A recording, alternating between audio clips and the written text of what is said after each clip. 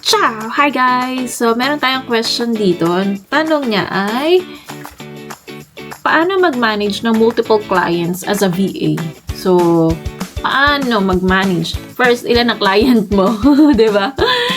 So, kung ilan ang client mo, syempre, time management. So, ako, meron ako dating 3 client, sabay-sabay siya. So, yung isa ay, lahat naman yun part-time. So, ang ginagawa ko ay, kung ano yung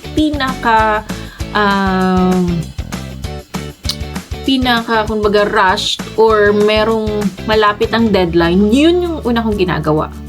So, at saka, depende sa client mo, kung ang client mo ay gusto kanya magtrabaho sa time zone niya, or flexible yung hours, or flexible na anytime sa Pinas pwede ka magtrabaho.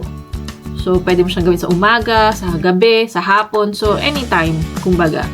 So, yun yung kailangan mo i-determine. At the same time, yung client mo, kung, ayun nga, as I said, kung gusto niya sa time niya, so, kailangan mo mag-adjust para magawa mo may iba mong trabaho. So, ganun lang din yung ginagawa ko. So, yun, at the same time, tinitingnan ko kung ilan ang limit. So, kung meron akong 10 hours dito sa isa, meron akong 20 hours dun sa isa, meron akong 30 hours dun sa isa. So, every day, kailangan mapasukan ko yung 3 yun. So, kung yung isa ay 2 hours lang per a day, so, matatapos ko siya ng 5 days. So, yung isa, kailangan, basta, yung 3 yun, kailangan mapasukan ko.